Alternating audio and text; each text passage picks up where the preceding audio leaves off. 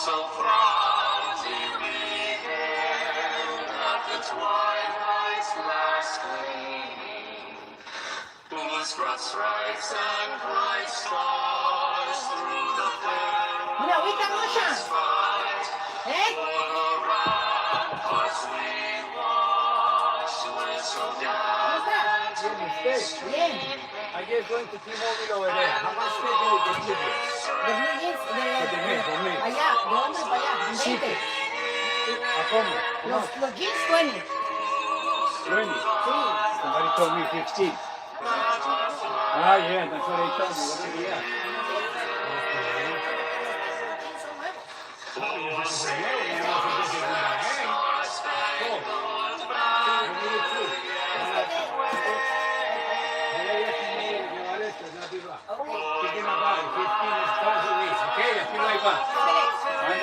Thank you.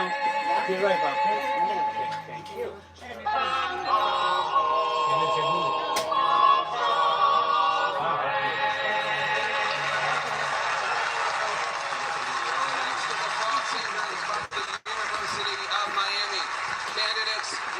Take your positions behind the podiums while I briefly explain the rules. As moderator, I will attempt to guide the discussion, asking questions and follow-ups.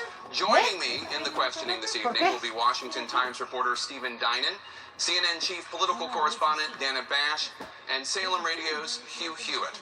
Candidates, you will have 1 minute and 15 seconds to answer each question and 45 seconds to respond to follow-ups or for rebuttals if your name is invoked. That's longer than you've had in previous debates. Timing lights will be visible. Those lights will warn you when time is up. And as you requested, a bell will also sound like this. We know that each of you wants to debate these important issues, but please wait until you are called upon, and please do not talk over one another. These are the rules to which all of you agreed. Our goal this evening is a serious debate on the issues. It's time now for opening statements. You'll each have 30 seconds. Governor Kasich, we will start with you. Well, thank you. You know, I look in the faces of people all across this country, and I know they want to be hopeful, and many are hopeful. Look, I can take conservative policies to the White House of Washington to restore the strength of our economy, but I also want to transfer power, money, and influence to where you live, because I believe the strength in this country rests in the neighborhoods, the families, the communities, and our states. And I believe it's a new partnership, a partnership that can allow us to restore the spirit of America and strengthen America for the best century we've ever had. Thank you.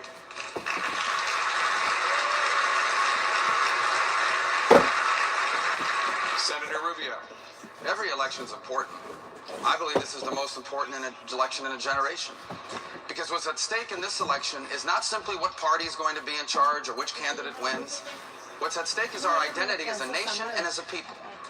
For over 2 centuries, America has been an exceptional nation. And now the time has come for this generation to do what it must do to keep it that way. If we make the right choice in this election, our children are going to be the freest and most prosperous Americans that have ever lived. And the 21st century is going to be a new American century. Senator Cruz. 59 years ago, Florida welcomed my father to America as he stepped off the ferry boat from Cuba onto Key West. He was 18, he was filled with hopes and dreams, and yet he was in the freest land on the face of the earth. This election, this debate is not about insults, it's not about attacks, it's not about any of the individuals on this stage. This election is about you and your children. It's about the freedom America has always had and making sure that that freedom is there for the next generation, that we stop Washington from standing in the way of the hardworking taxpayers of America. Mr. Trump. One of the biggest political events anywhere in the world is happening right now with the Republican Party. Millions and millions of people are going out to the polls and they're voting. They're voting out of enthusiasm. They're voting out of love. Some of these people, frankly, have never voted before. 50 years old, 60 years old, 70 years old, never voted before. We're taking people from the Democrat Party, we're taking people as independents, and they're all coming out, and the whole world is talking about it. It's very exciting. I think, frankly, the Republican establishment, or whatever you want to call it, should embrace what's happening. We're having millions of extra people join. We are going to beat the Democrats. We are going to beat Hillary or whoever it may be, and we're going to beat them soundly.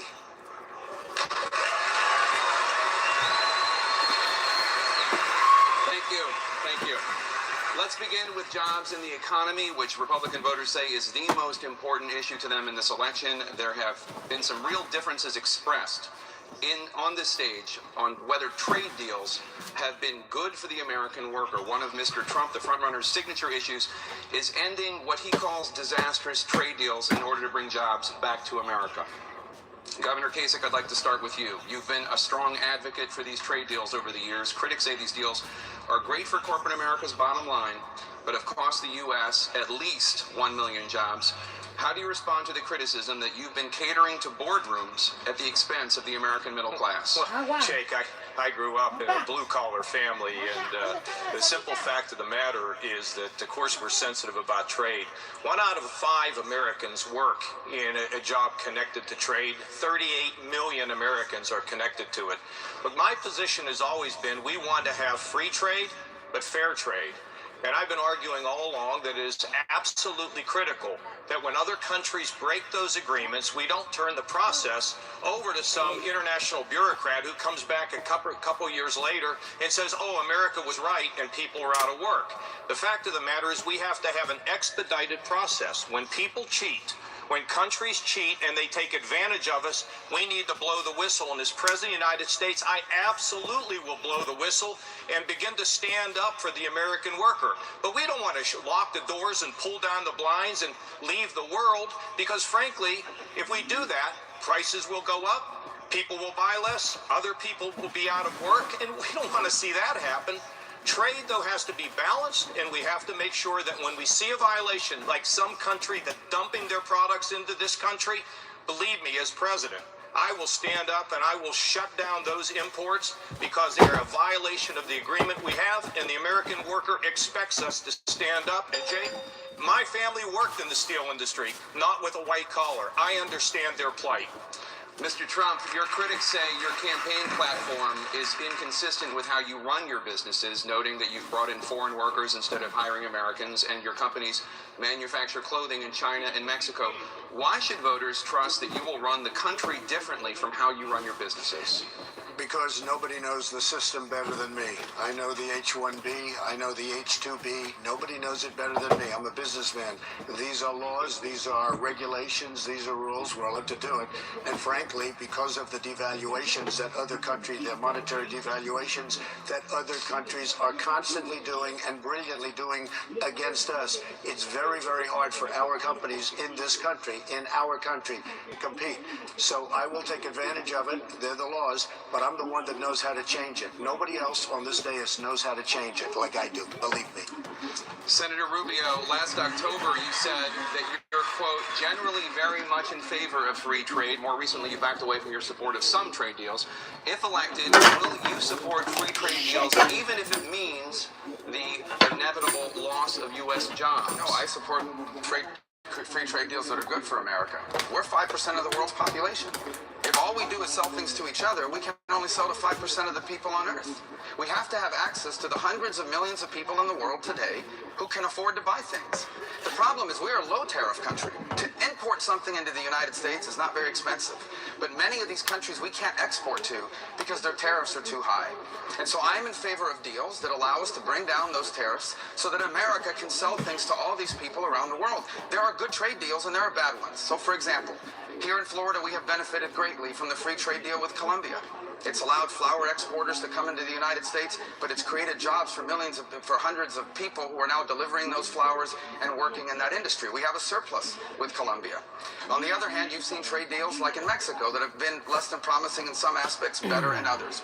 Bottom line is, I believe that America, if given access to foreign markets, our workers are the most productive in the world, our people are the most innovative on this planet. If it is a free and fair trade deal, we can compete against anyone in the world, and we need to in the 21st century. Senator Cruz, you were a supporter of the Pacific trade deal. But after taking some heat from conservatives who changed your position, why should these voters who don't like these trade deals trust that you will fight for them all the time and not just in election years? Actually, that's incorrect. There are two different agreements. There's TPA and TPP. I oppose TPP and have always opposed TPP, which is what you asked about. And when it comes to trade, look, free trade, when we open up foreign markets, helps Americans, but we're getting killed in international trade right now. And we're getting killed because we have an administration that doesn't look out for American workers, and jobs are going overseas. We're driving jobs overseas. And the people who are losing out are manufacturing jobs in the steel industry, or the oil industry. But I'll tell you who else is going to be losing out, which is the service industry. This Obama administration is negotiating the Trade and Services Agreement, which is another treaty to allow services to come in and take jobs from Americans as well. And you got to understand, trade and immigration are interwoven, and they're hurting the working men and women of this country. So the question is, what's the solution? It's easy to talk about the problems, but do you have a solution to fix it? I think the solution is several things. Number one, we need to negotiate trade deals protecting American workers first, not the corporate boardroom. Number two, we need to lift the regulations on American businesses here so we see jobs coming back. And number three, we need a tax plan like the tax plan I've introduced that will not tax exports and that will tax imports, and that will bring millions of high-paying jobs back to America. Let's talk more about how American jobs are impacted by foreign workers. Let's go to Stephen Dinan of the Washington Times. Stephen. Senator Rubio, in late 2014, Disney laid off 250 tech workers in Orlando, replacing many of them with foreign workers. Some of the Americans even had to train their own replacements. You support increasing the H-1B visa program that made it possible to bring in these foreign workers. Doesn't this program take jobs away from Americans? If it's being abused the way Disney did, understand that program, it is illegal now under that program to use it to replace American workers. Under that program, you have to prove not only that you're not replacing Americans, but that you've tried to hire Americans. And if a company is caught abusing that process, they should never be allowed to use it again. The second problem with the current structure of the program that people perhaps don't understand is a lot of these companies are not directly hiring employees from abroad. They are hiring a consulting company like Tata, for example, out of India. And that company then hoards up all of these visas. They hire workers. You hire the Disney or some other company hires this company. What they're basically doing is they are insourcing and outsourcing. They are bringing in workers from abroad that are not direct employees of a Disney or someone else. They're employees of this consulting business. And what I argue is that no consulting business such as that should be allowed to hoard up all of these visas, that the visa should only be available for companies to use directly to hire workers, and that we should be stricter in how we enforce it. It is illegal now. It is a violation of the law now to use that program to replace Americans. And if a company is caught doing that, whether it be Disney or anyone else, they should be barred from using the program in the future. Senator Rubio, real quick follow-up on this.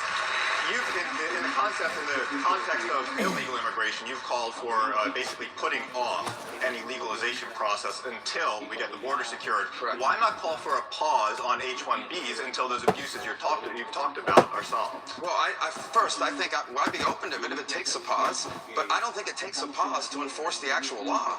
What they're doing is, if they are in fact using that program to replace an American, if there's an American working at Disney and they bring someone from another country using H-1B to replace their direct job, that is in violation of the law. And what I'm explaining to you is what they're doing now is they're eliminating the job, they're outsourcing the entire tech division to a consulting company. They're making the argument that we didn't replace you, we just replaced the whole unit by hiring a company to do it instead. And that company that they're hiring is bringing their workers from abroad. It is a loophole they have figured out that we need to close so they can no longer continue to do it that way. Governor Kasich, I want to come to you next. Mr. Trump says that illegal immigration is producing, quote, lower wages and higher unemployment for U.S. workers. He's calling for a pause on green cards issued to foreign workers. Wouldn't that help workers in the U.S.? Well, look, I believe in immigration, but it has to be controlled. The simple fact of the matter is I wouldn't be standing here. I'd be, maybe running for president of Croatia if we didn't have immigration. Immigration is something that brings youth and vibrance and energy to our country. But we clearly have to control our borders. We can't have people just walking in. Look, we lock our doors at night in our homes, and the country has to be able to lock its doors as well. So I have a comprehensive plan to deal with this problem. of immigration. I would say we have to absolutely finish the wall and guard the border. And if anybody were to come in after that, they're going to have to go back. No excuses, because we can't continue this problem. I think we ought to have a guest worker program where people come in, work, and go home. And I think at the same time, for the 11.5 million who are here, then in my view, if they have not committed a crime since they've been here, they get a path to legalization, not to citizenship. I believe that that program can pass the Congress in the first 100 days. But let's not lose sight of the fact that the whole key to the future of America is strong economic growth with common sense regulation, lower taxes, and a balanced budget. We can have a rising tide that lifts all the workers in America, all the people who are citizens of America, if we'll just follow the formula that works, that I used in Washington, and guess what? I've used in Ohio to grow over 400 private sector jobs since I've been governor. Mr. Trump, I do want to come to you. Will you also, in your answer, address how long you think that pause would be and what that pause would look like? How well, first of all, I think, and I know the H-1B very well, and it's something that I frankly use, and I shouldn't be allowed to use. We shouldn't have it. Very, very bad for workers. And second of all, I think it's very important to say, well, I'm a businessman, and I have to do what I have to do, and it's sitting there waiting for you, but it's very bad. It's very bad for business in terms of, it's very bad for our workers, and it's unfair for our workers, and we should end it.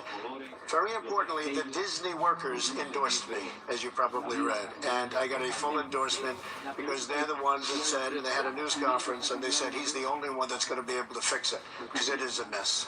I think for a period of a year to 2 years, we have to look back and we have to see, just to answer the second part of your question, where we are, where we stand, what's going on. We have to sort of take a strong, good, hard look and come up with plans that work. And we're rushing into things, and we're leading with the chin. We're leading with people that don't know what they're doing in terms of our leadership. I would say a minimum of 1 year, maybe 2 years. Thank you, Mr. Trump. Senator Cruz, I want to bring you in very quickly on this. The United States averages about 1 million new permanent legal immigrants a year and hundreds of thousands more guest workers. What should the right level be? Well, we need to redefine our legal immigration system so that it meets the needs of the American economy. Right now, we're bringing in far too many low-skilled workers. What that is doing is driving down the wages of hard-working Americans. Our system isn't working, and then on top of that, we've got a system that is allowing in millions of people to be here illegally.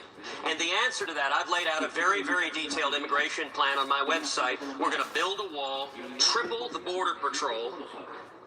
We're going to end sanctuary cities, and let me tell you how we're going to do that. We're going to cut off federal taxpayer funds to any city that defies federal immigration law. We're going to end welfare benefits for anyone who is here illegally. And the thing to understand, Stephen, we can solve these problems. It's not that we don't know how to do it. It's that we're lacking the political will. Neither of the parties in Washington wants to do this. The Democrats support illegal immigration because they view those illegal immigrants as potential voters, and far too many of the Republicans are doing the bidding of Wall Street and the special interest, and they view it as cheap labor. We need instead leadership that works for the working men and women of this country. We need an immigration system that takes care of the jobs of the working men and women of this country. Senator Rubio, did you want to weigh in? Well, I would add, when you talk about the millions of green cards that are coming in, those are actually workers at all. They're just coming in primarily based on family connection. And let me tell you, by the time my parents came in 1956, I acknowledge that my parents came to the U.S. on a family-based system. The problem is nothing looks like it did 60 years ago. The 21st century economy simply is not creating enough jobs for people that don't have skills. When my parents came, they had a very limited education. My father stopped going to school when he was 9 years old because his mother died, and he had to work, and he would work the next 70 years of his life and never go back to school. And I'm grateful every day that America welcomed them.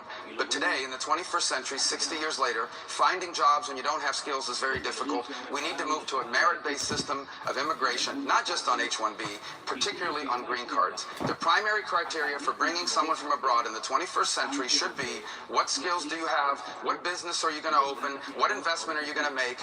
What job are you going to be able to do when you arrive in the United States? Education obviously plays a large role when it comes to jobs and the economy. The United States has long been falling behind others in the industrialized world. American students currently rank 27th out of 34 countries in math and 17th in reading. Mr. Trump, you've called the education standards known as Common Core a disaster. What are your specific objections to Common Core? Education through Washington, D.C. I don't want that. I want local education.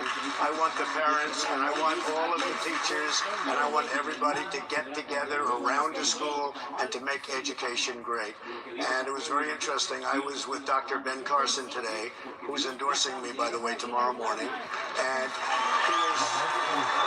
we were talking, we spoke for over an hour on education, and he has such a great handle on it. He wants competitive schools. He wants a lot of different things that are terrific, including charter schools, by the way, that the unions are fighting like crazy, but charter schools work, and they work very well. So there are a lot of things, but I'm going to have Ben very much involved with education, something that really is an expertise of his. Okay, but just to clarify, the Common Core standards were developed by the states. States and localities voluntarily adopt them, and they come up with their own curricula to meet those standards. So when you say education by Washington, D.C., what do you mean? But it's been taken over by the federal government. It was originally supposed to be that way, and it certainly sounds better that way. But it's all been taken over now by the bureaucrats in Washington, and they are not interested in what's happening in Miami or in Florida in many cases. Now, in some cases, they would be. But in many cases, they're more interested in their paycheck and the big bureaucracy than they are taking care of the children. Governor Kasich, you have called opposition to Common Core hysteria. What is your response to grassroots conservatives who do not agree with you?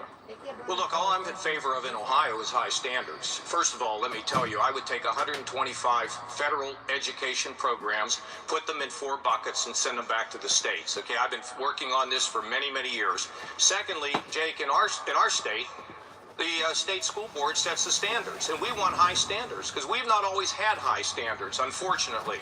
They set the standards, and the local school boards developed the curriculum. Not only did we have that in the law, we reasserted it in the law, and we also want parental advisors in the local school district so that, in fact, frankly, education has to be run at the school board level with a little guidance from the state. Now, on top of that, you want to talk about the 21st century and what we need to do with our kids. We need to start connecting them to the real world. We need to be training them for the jobs of the 21st century, not the jobs of 20 years ago. We need vocational education starting in the 7th grade where kids can get that kind of education that can take them to college, but all the way through their K through 12. They ought to be connected with real world jobs. Frankly, what ought to happen is we ought to get them to pursue their God-given talents and connect them with the things that give them passion. And that's exactly what we're doing in Ohio, combined with mentoring programs to talk to kids about what their future can be. So let me be clear. Local control, obviously, high state standards, that's what it is in the state of Ohio. So, Senator Cruz, let me bring you in. You object to Common Core. Governor Kasich says it's local school boards developing local curriculum to meet higher standards. What's wrong with that? Common Core is a disaster. And if I am elected president in the first days as president, I will direct the Department of Education that Common Core ends that day. Now, let me tell you why you can do that, because it's easy to talk about the problem, but you have to understand the solutions.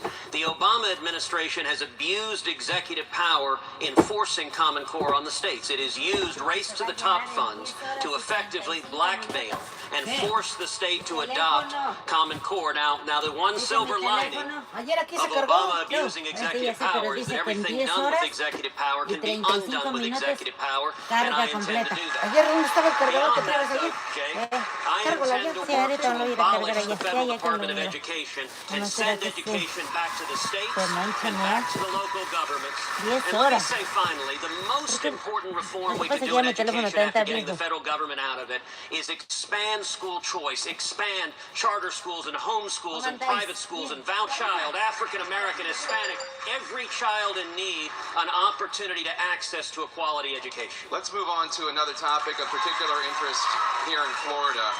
Florida has the highest percentage of seniors in the country. There are 3.1 million senior citizens here who receive Social Security benefits, and they're very interested in hearing what you candidates intend to do to keep Social Security going for future generations. Let me turn now to my colleague, Dana Bash. Senator Rubio, You argue Americans your age must have an honest conversation about making Social Security sustainable.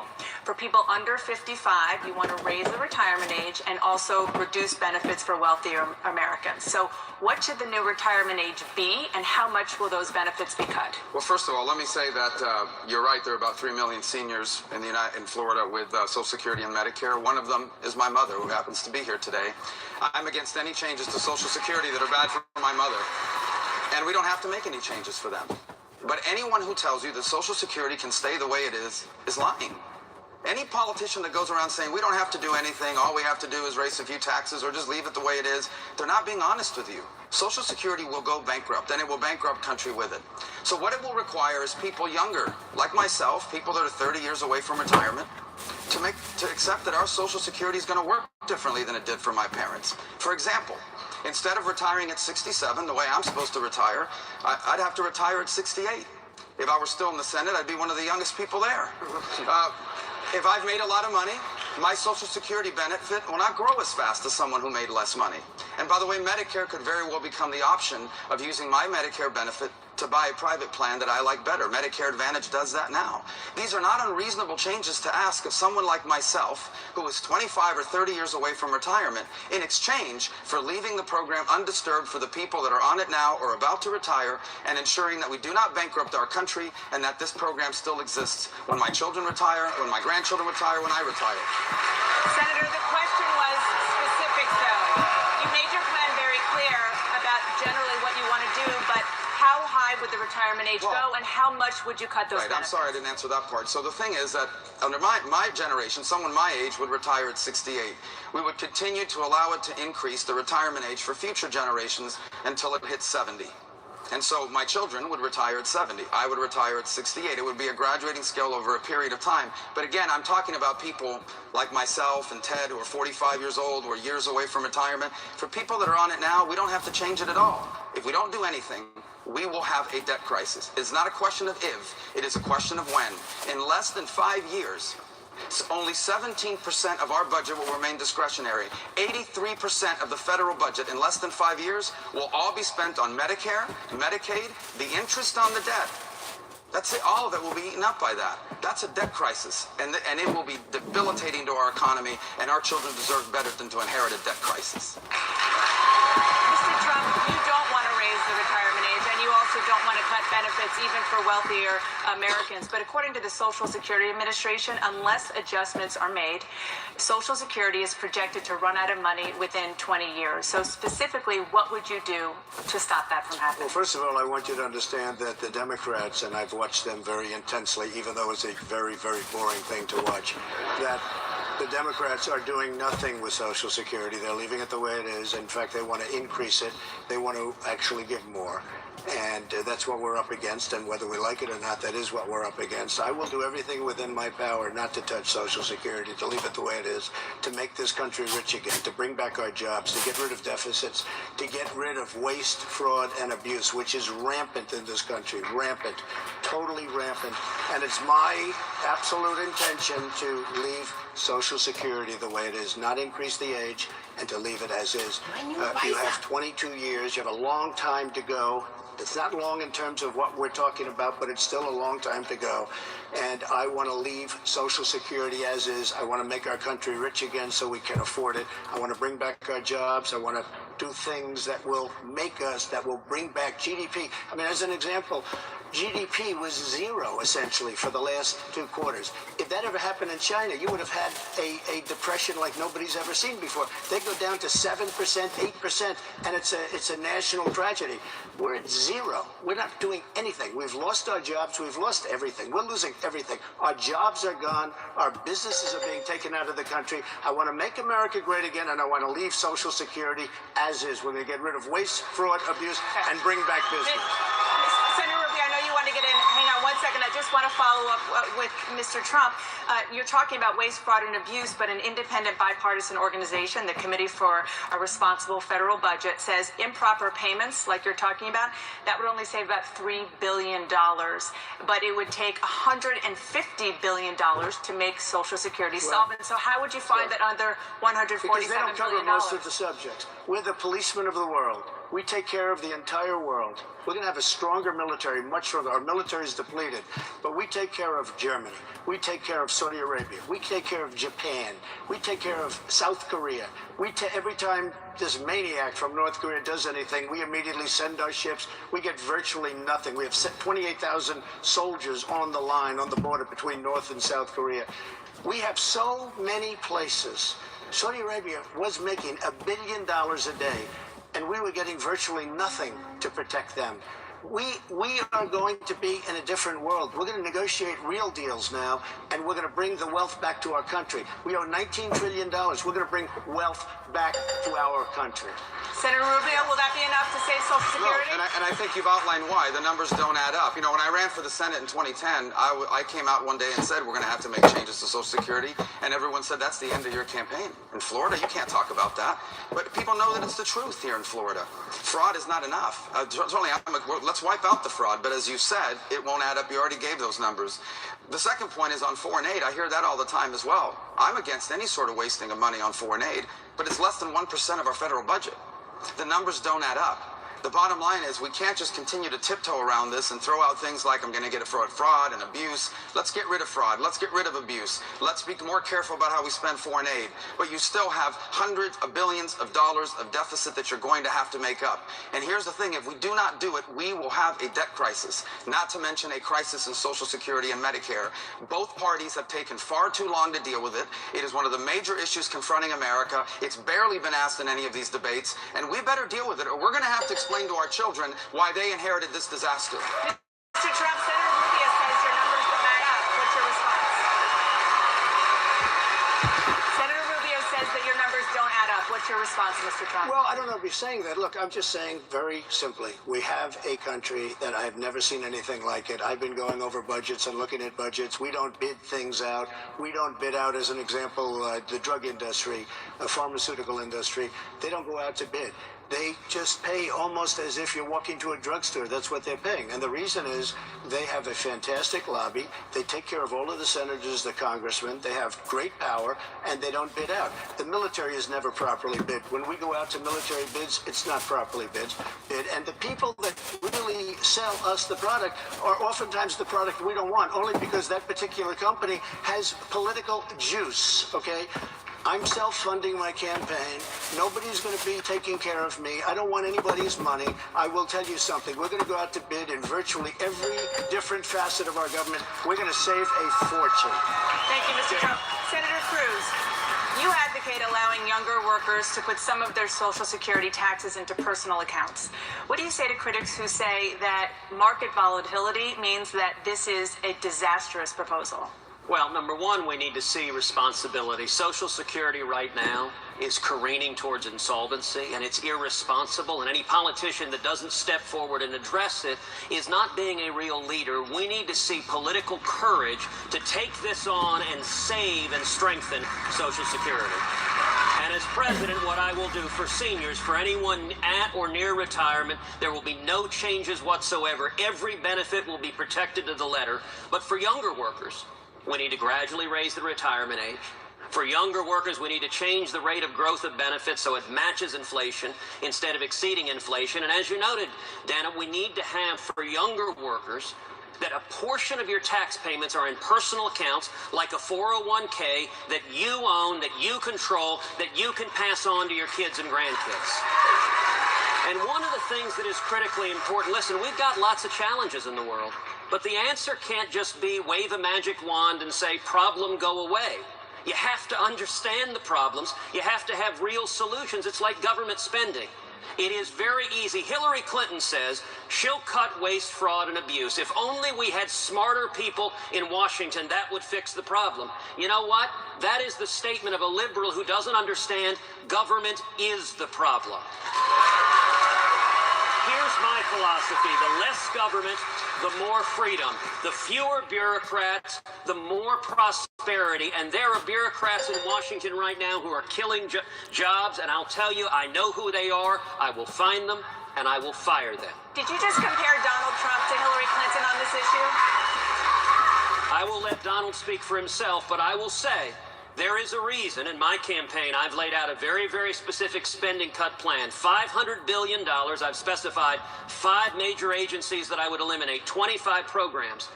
And Dana, you know why political candidates don't do that? Because when you do that, the lobbyists attack you. When you specify the programs you would eliminate, then you get attacked. Let's take, for example, back in Iowa, the first primary. When I went to Iowa and campaigned against ethanol mandates, everyone said that was political suicide. You can't take on ethanol in Iowa. And my opponents on this stage not only didn't do the same, they attacked me and even promised to expand corporate welfare. If we're going to stop bankrupting our kids and grandkids, you've got to be willing to take on the lobbyists, which means not just some fanciful waste, fraud, and abuse, but specifying these are the programs I will eliminate so that we can take care of the hardworking taxpayers. Mr. Trump, would you like to respond? If you look back to Iowa, Ted did change his view and his stance on ethanol quite a bit. He did, and at the end, not full on, but he did change his view in the hopes of maybe doing well. And I think everybody knows that. It was a front page story all over the place, and he did make a change. Senator Cruz? Listen, if you're fed up with Washington, the question you ought to be asking is who's willing to take on Washington. It's easy to have language, I'm fed up with the corruption in Washington. But if you have a candidate who has been funding liberal Democrats and funding the Washington establishment, it's very hard to imagine how suddenly this candidate is going to take on Washington. When I stood up and led the fight against Obamacare, Washington was furious and attacked me, but I did it because I was honoring my commitment to the hardworking men and women of this country who are losing their jobs because of Obamacare. When I led the fight against amnesty, it's because I was standing with the people against Washington. And if you want to tell people you're going to stand against Washington, the question we should ask is, when have you ever stood up to the lobbyists in Washington? Okay, Mr. Trump, I'll let you respond because he mentioned you, but then I'm going to move on to Governor Kasich. Go ahead. Well, that's fine. First of all, Ted was in favor of amnesty, so there's no question about that. And Sheriff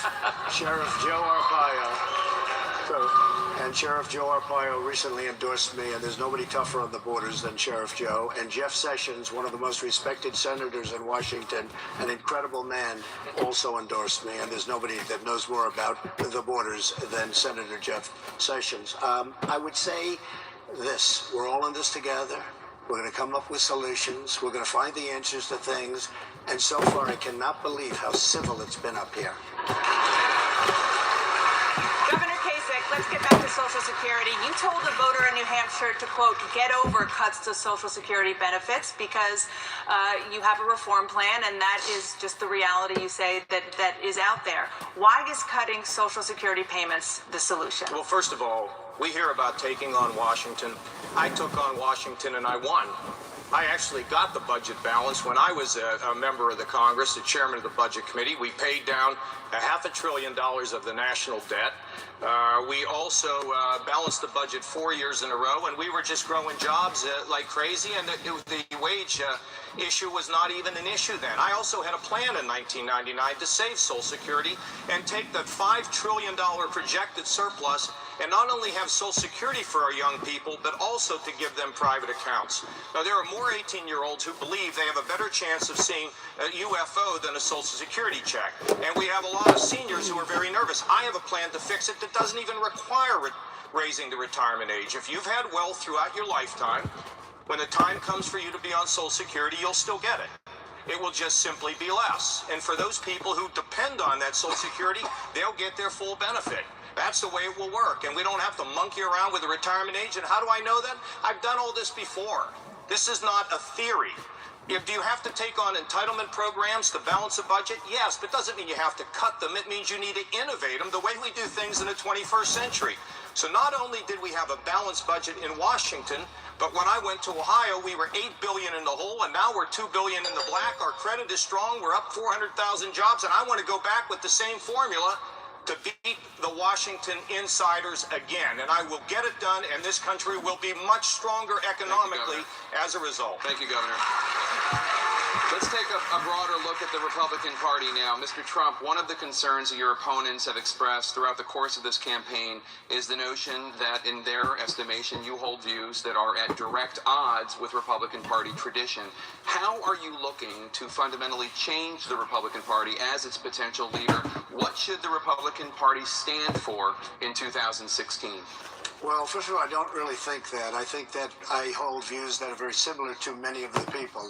We are more inclusive, and if you look at the polls and if you look at the millions of people that have been pouring into the polls, it's, again, the biggest story. You look at all of these people that are coming in, something's happening. I am different in one primary respect, and that's trade. I feel that we have had horrible negotiators, horrible trade deals. The jobs in this country are disappearing, and especially the good jobs. You look at the recent jobs reports, which are really done so that presidents and politicians look good. Because all of these people looking for jobs, when they give up, they go home, they give up, and they're considered statistically employed. So that's that. But I will say, trade deals are absolutely killing our country. The devaluations of their currencies by China and Japan and many, many other countries, and we don't do it because we don't play the game. And the only way we're going to be able to do it is we're going to have to do taxes unless they behave. If you don't tax certain products coming into this country from certain countries that are taking advantage of the United States and laughing at our stupidity, we're going to continue to lose businesses and we're going to continue to lose jobs. And if you look at the average worker over the last 12 years, their salary and their pay have gone down, not up. It's gone down. And I think that's why there's been such an outpouring of love to what I'm saying. Thank you, Mr. Trump. Senator Cruz, Donald Trump has so far won 35% of the vote. Those people are signing up to his vision of the Republican Party. What do you think is wrong with that vision? Well, Donald is right. For example, he was just talking about international trade. He's right about the problems, but his solutions don't work. So, for example, his solution on international trade, he proposed earlier a 45% tariff on foreign goods. Now, he backed away from that immediately. He may come back with a different number tonight. I don't know where he'll be tonight. But I'll tell you what happens. You know, we've seen prior presidential candidates who proposed massive tariffs. You know, Smoot-Hawley led to the Great Depression. And the effect of a 45% tariff would be when you go to the store, when you go to Walmart, when you're shopping for your kids, the prices you pay go up 45%. But not only that, when you put those in place, because a tariff is a tax on you, the American people, but the response of that is that the countries we trade with put in their own tariffs. A much better solution that works is the tax plan I've laid out, which would enable our exports to be tax-free, would tax our imports, would not raise prices for Americans, and would not result in reciprocal tariffs. Thank you. Fix the problem, and that's what's missing from what Donald says. Mr. Trump, will give you a chance to respond. The 45% tax is a threat. It was not a tax, it was a threat. It will be a tax if they don't behave. Take China as an example. I have many friends, great manufacturers, they want to go into China. They can't. China won't let them. We talk about free trade. It's not free trade, it's stupid trade. China dumps everything that they have over here. No tax, no nothing, no problems, no curfews, no anything. We can't get into China. I have the best people, manufacturers, they can't get in. When they get in, they have to pay a tremendous tax. The 45% is a threat. That if they don't behave, if they don't follow the rules and the regulations so that we can have it equal on both sides, we will tax you. It doesn't have to be 45, it could be less. But it has to be something because our country and our trade and our deals and most importantly, our jobs are going to hell. Senator Cruz. Jake, let me be clear what Donald just said. He said that 45% tax is a threat, and mind you, you are paying the tax. It's not China that pays the tax. It's you, the working men and women. So ask yourself at home, how is this helping you? If your wages have been stagnant for 20 years, if you can't pay the bills, how does it help you to have a president come and say, I'm going to put a 45% tax on diapers when you buy diapers, on automobiles when you buy automobiles, on clothing when you buy clothing? That hurts you. It's why we've got to get beyond rhetoric of China bad and actually get to how do you solve the problem, because this solution would hurt jobs and hurt hardworking taxpayers in America. Okay. Jake, I have to say, honestly, it's just the opposite. What will happen if they don't behave? we will put on a tax of some amount, and it could be a large amount, and we will start building those factories and those plants. Instead of in China, we'll build them here, and people will buy product from here rather than buying it through China, where we're being ripped off, and we have a $505 billion trade deficit right now. So we'll build our factories here, and we'll make our own products, and that's the way it should be done. And the way we've been doing it for the last long period of time is our country is in serious, serious trouble. It's a bubble, and it's going to explode. All right, we're going to take a very quick break. When we come back,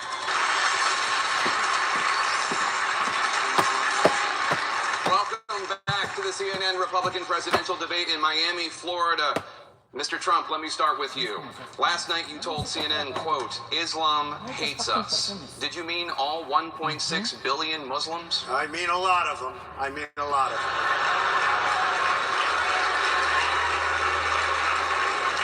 Do you want to clarify the comment at all? Well, you know, I've been watching the debate today, and they're talking about radical Islamic terrorism or radical Islam, but I will tell you there's something going on that maybe you don't know about and maybe a lot of other people don't know about, but there's tremendous hatred, and I will stick with exactly what I said to Anderson Cooper.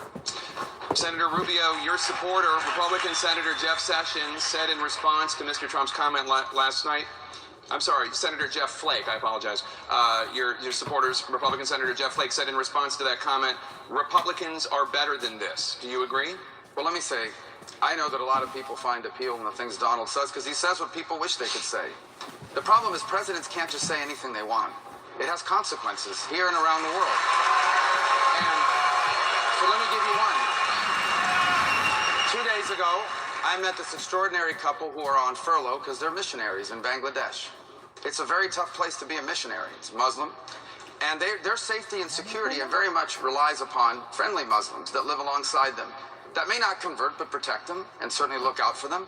And their mission field really are Muslims that are looking to convert to Christianity as well.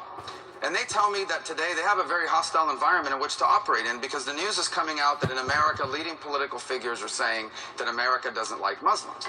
So this has a real impact. There is no doubt that radical Islam is a danger in the world. I can also tell you that if you go to any national cemetery, especially Arlington, you're going to see crescent moons there. If you go anywhere in the world, you are going to see American men and women serving us in uniform that are Muslim. And they love America. And as far as I know, no one on this stage has served in uniform in the United States military.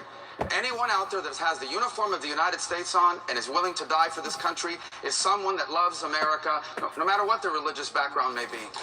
Mr. Trump?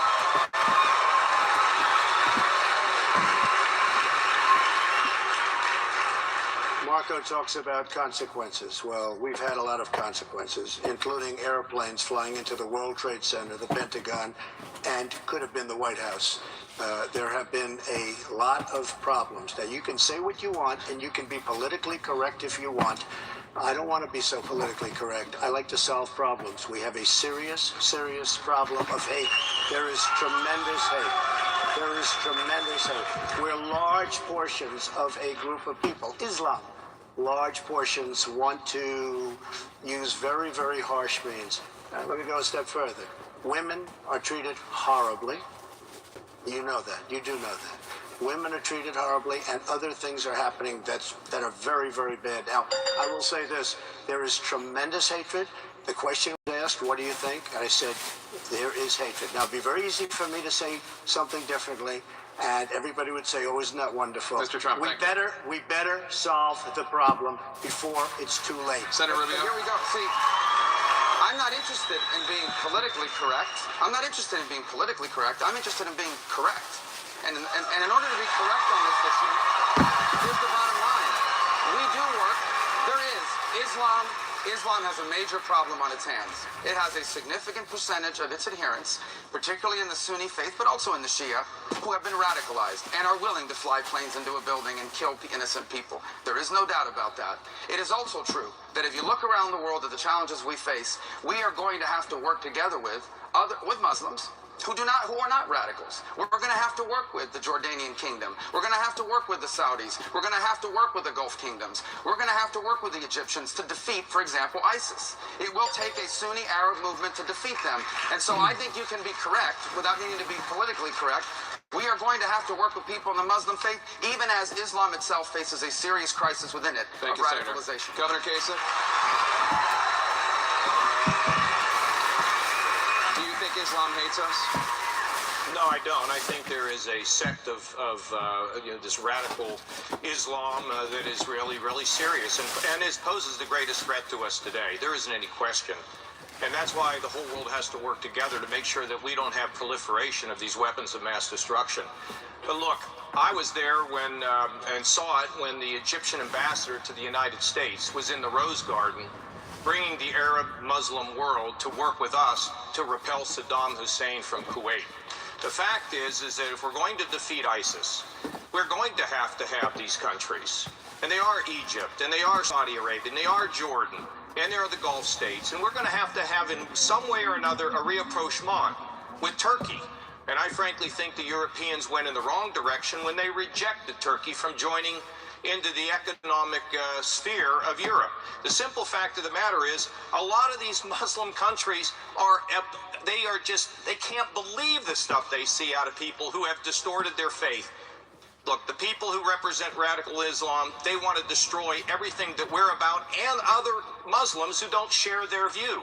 But at the end of the day, we got to bring the world together, the civilized world, and we all speak with one voice to make sure that people who sit on the fence understand what civilization is, and we represent it, and equality and hope for everybody. Thank you, Governor Kasich. Mr. Trump, I want to ask you about something else you've said during the course of this campaign. You said that the U.S. has to, quote, take out the families of terrorists. When it was pointed out that targeting civilians is against the Geneva Conventions, you said, quote, so they can kill us, but we can't kill them? It is against federal, military, and international law to target civilians. So how will you order the military to target the families of suspected terrorists while also abiding by the law? First of all, let me go back to the other just for a second. In large mosques all over the Middle East, you have people chanting death to the USA. Now, that does not sound like a friendly act to me. As far as the families are concerned and as far as the law is concerned, we have a law. This all started with your question on waterboarding. We have a law that doesn't allow right now waterboarding. They have no laws, they have no rules, they have no regulations. They chop off heads, they drown 40, 50, 60 people at a time in big steel cages, pull them up an hour later, everyone dead, and we're working on a different set of parameters. Now, we have to obey the laws. Okay? Have to obey the laws. But we have to expand those laws because we have to be able to fight on at least somewhat of an equal footing, or we will never, ever knock out ISIS and all of the others that are so bad.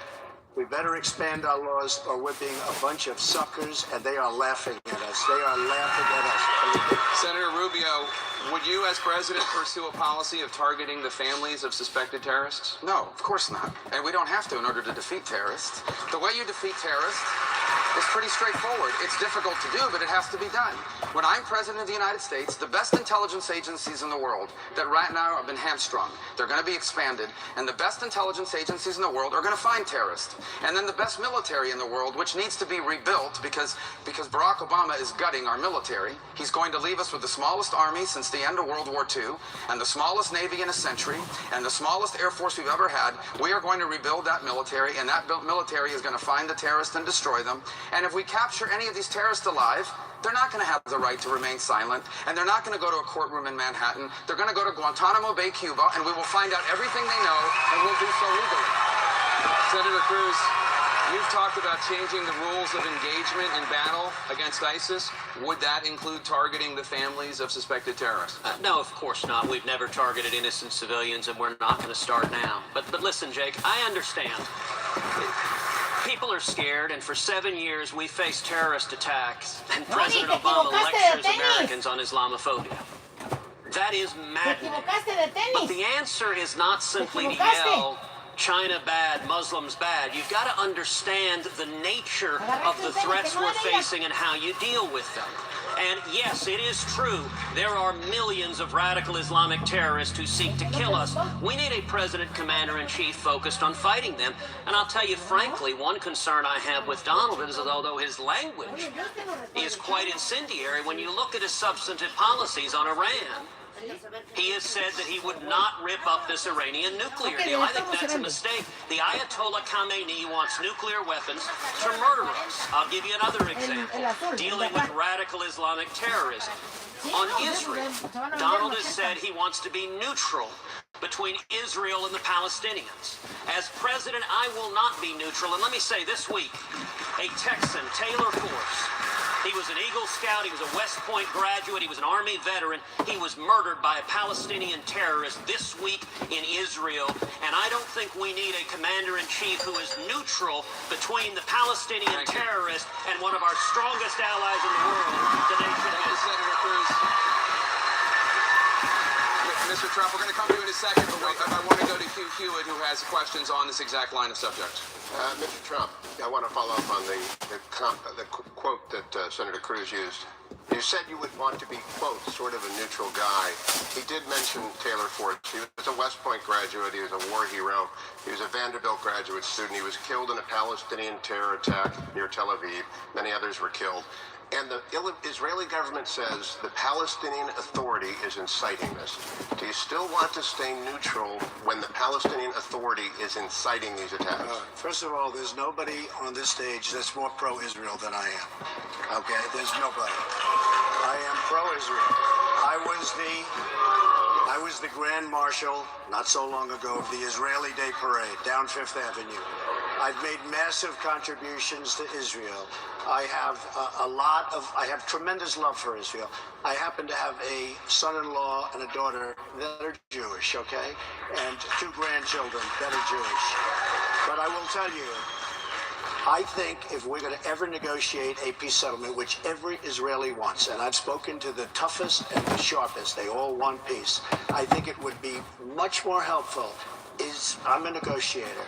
If I go in, I'll say I'm pro-Israel, and I've told that to everybody and anybody that would listen. But I would like to at least have the other side think I'm somewhat neutral as to them, so that we can maybe get a deal done. Maybe we can get a deal. I think it's probably the toughest negotiation of all time, but maybe we can get a deal done. As far as, and by the way, just so you understand, as far as Iran, I would have never made that deal. I think it's maybe the worst deal I've ever seen. I think it's the worst deal I've ever seen negotiated. I will be so tough on them, and ultimately that deal will be broken unless they behave better than they've ever behaved in their lives, which is probably unlikely. Senator Cruz and Senator Rubio. You know, we need a president who understands the national security interests of this country. The reason we are friends and allies with Israel is they are a liberal democratic country that share our values. They're our strongest ally in the region. We get billions in intelligence resources, billions in military resources, and the Palestinian Authority that Donald, along with Hillary Clinton and Barack Obama, say they want to treat neutrally the same as Israel. The Palestinian Authority is in a unity government with Hamas, a terrorist organization. They pay the families of these terrorists who murder people. And this is exactly the moral relativism Barack Obama has. And the answer is not scream all Muslims bad. Let me give you an example of a Muslim, for example, we ought to be standing with. President al-Sisi of Egypt, a president of a Muslim country who is targeting radical Islamic terrorists. He's hunting them down and stopping them. Our focus needs to be on keeping this country safe. I want to go back to the Israeli government's assertion that the Palestinian Authority is inciting the convulsion of violence. Well, that's undeniable. First of all, they've said they've encouraged people to do so. And you've seen the speeches of the Palestinian Authority president talking about how glorious this is that they're doing these sorts of things. But let me go back for a moment. The policy Donald has outlined, I don't know if he realizes, is an anti-Israeli policy. Maybe that's not your intent, but here's why it is an anti-Israeli policy. There is no peace deal possible with the Palestinians at this moment. There just isn't, because there's no one to negotiate with. The Palestinian Authority is not interested in a serious deal, and they are now in union with Hamas, an organization whose specific purpose is the destruction of the Jewish state. Every time that Israel has turned over territory of any kind, be it Gaza or now in Judea and Samaria, it is used as a launching pad to attack Israel. And that's what will happen again. These groups are not interested in a deal with Israel. What they are interested in is ultimately removing the Jewish state and occupying its entire territory. So maybe in 30 years the conditions will exist, but they do not exist now. And to have a president forcing the Israelis to the table is harmful to Israel and emboldens Israel's enemies. Mr. Trump, a response, and we'll go to Governor Ford. de hombre. President Está of the ahí, United así que no es States. así normal. One of the things that will be an absolute priority is number one, protection of Israel, but also seeing if a deal can be made. The toughest deal, the toughest negotiation there probably is of any kind, no matter where you look, no matter how hard you look. But I would like to give it a shot. Very, very pro-Israel. Nobody more pro-Israel, but I would love to give it a shot. And I have to tell you this year, I have friends, Israelis, non-Israelis, people from New York City that happen to be Jewish and love Israel. Every single one of them, they know it's tough, but every single one of them wants to see if we could ever have peace in Israel. And some believe it's possible. It may not be, in which case we'll find out. But it would be a priority if I become president to see if I could. Do you agree with the Israeli government that the Palestinian Authority is inciting this violence? Well, there's no question. They were saying that the Israelis intended to go to the Dome of the Rock. I mean, when you think about this, thank goodness we worked with the Israelis to give them the Iron Dome. And, you know, where they could protect themselves against all the missiles that were flying in. Could you imagine living in like in Miami here and have people shooting missiles in? Secondly, there was just an article the other day, Hugh, that I know you're familiar with, where the Israelis are learning to train underground in combat. Because the Palestinians now, Hamas in particular, is digging these tunnels trying to get under Israel. They're coming at them from above. They're trying to come at them from under the ground. And I just have to tell you this. I don't believe there is any long-term permanent peace solution. And I think pursuing that's the wrong thing to do. I believe that every day that we can have stability in that region by supporting the Israelis and making sure they have the weapons and the security that they need with our 100% backing is the way to proceed in the Middle East in regard to Israel. Senator Cruz, I want to stay in the region. Just this week, the head of U.S. Central Command, General Lloyd Austin, essentially said it's going to take a lot more troops on the ground to end the ISIS threat in Syria and Iraq. From the beginning of this campaign, you have said you will follow the judgment of military commanders in the Pentagon. So here's a commander saying we need a lot more troops on the ground. Will you follow that advice and inject Americans again into what is, in essence, a metastasizing Sunni-Shia civil war?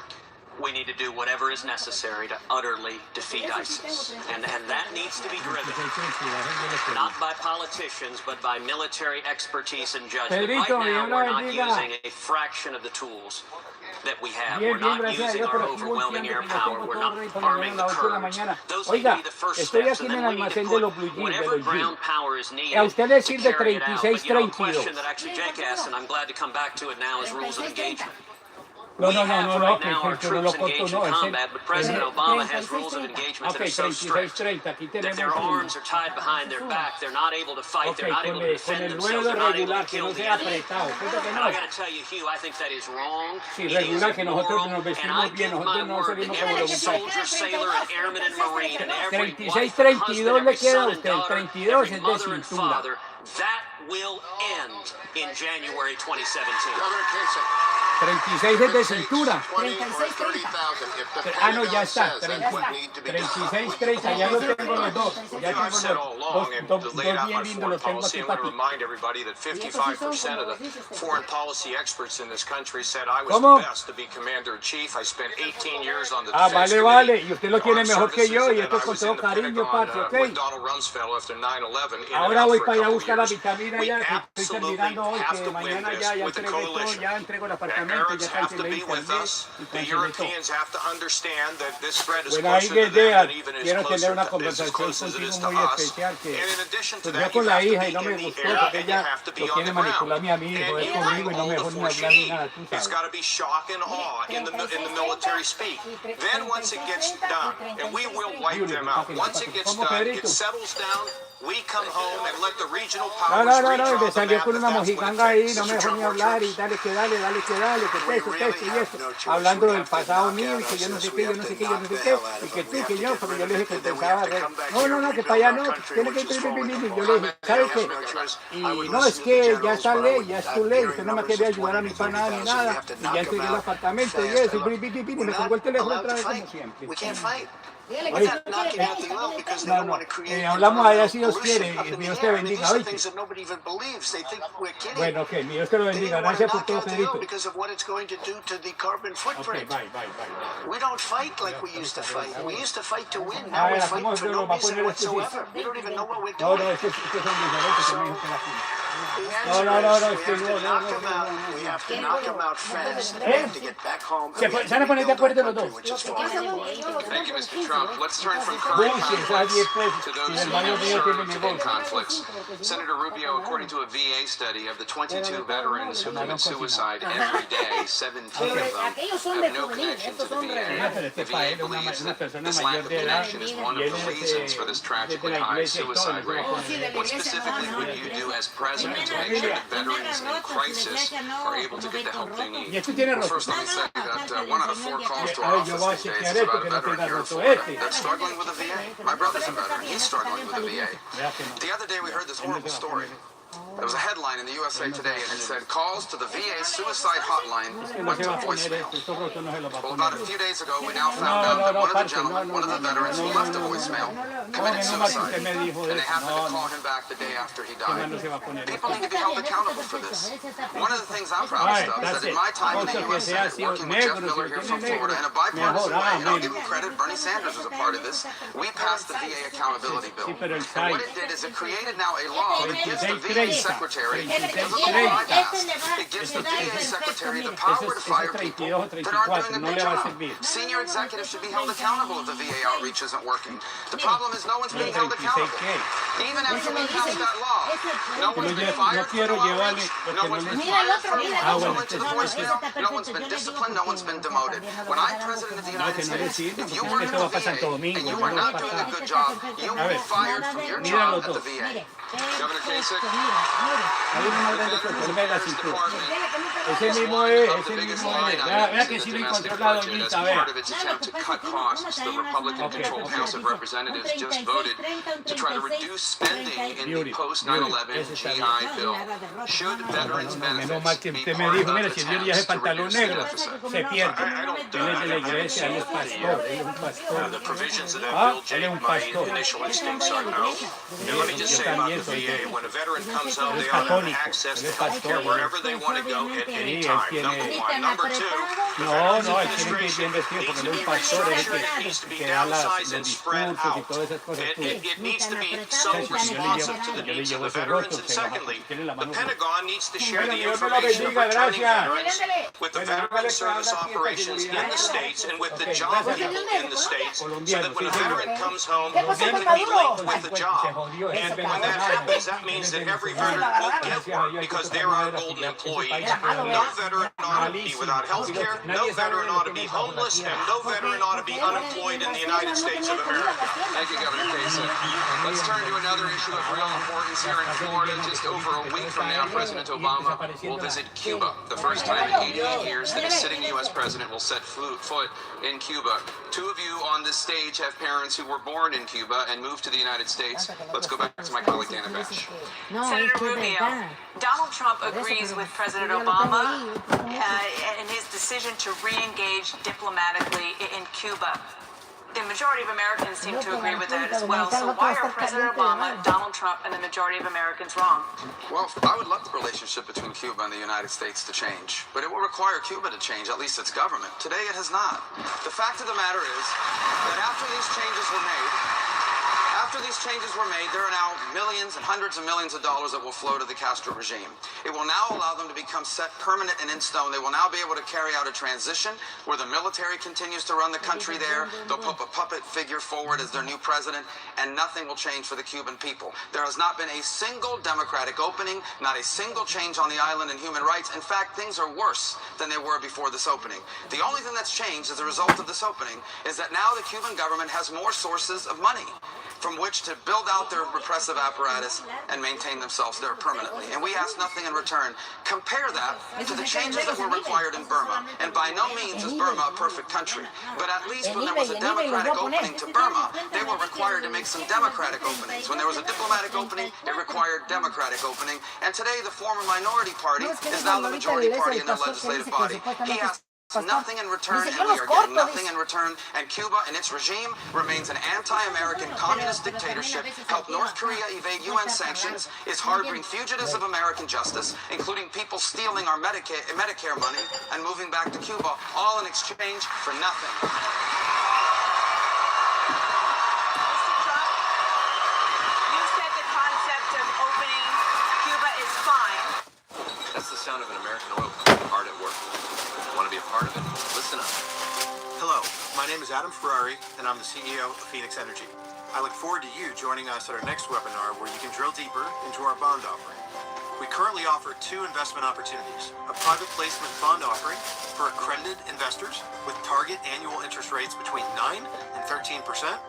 Also, we offer a registered bond offering open to both accredited and non-accredited investors with rates ranging from 9 to 12%. Our daily production rates have risen as high as 39,000 barrels. You said the concept of opening Cuba is fine. Why do you agree with President Obama and disagree with what Well, Senator I don't Rubio really said? agree with President Obama. I think I'm somewhere in the middle. What I want a much better deal to be made, because right now Cuba is making, Vámonos a as comer, usual ahorita with our regresamos. country, we don't make good deals. We don't have our right people negotiating. We have people that don't have a clue. As an example, I heard recently where the threat was made that they want reparations for years of abuse by the United States, and nobody's talking about it, and they'll end up signing a deal, and then we'll get sued for $400 billion or $1 trillion. All that stuff has to be agreed to now. We don't want to get sued after the deal is made. So I don't agree with President Obama. I do agree that something should take place. After 50 years, it's enough time, folks. But we have to make a good deal, and we have to get rid of all the litigation that's going to happen. This was just a little story, but it was a big story to me, because I said, oh, here we go. We make a deal, then we get sued for a tremendous amount of money for reparations. So I want to do something, but it's got to be done intelligently. We have to make a good deal. Senator Rubio, I know you want to get in, but just to be clear, Mr. Trump, are you saying that if you were president, you would continue the diplomatic relations, or would you reverse them? I would want to make a good deal. I would want to make a strong, solid, good deal, because right now, everything is in Cuba's favor. Right now, every single aspect of this deal is in Cuba's favor. It's the same way as the Iran deal. We never walked, all we do is keep giving. We give. Mr. Trump, just to be clear, there is an embassy that you would have to decide whether it would be open or whether you would close it. Which would it be? In Havana. I would probably have the embassy closed until such time as a really good deal was made and struck by the United States. Right. First of all, the embassy is the former consulate. It's the same building, so it could just go back to being called a consulate. We don't have to close it that way. Second of all, I don't know where Cuba's going to sue us, but if they sue us in a court in Miami, they're going to lose. Third,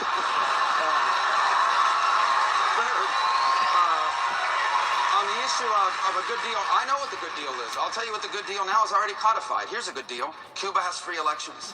Cuba stops putting people in jail for speaking out. Cuba has freedom of the press.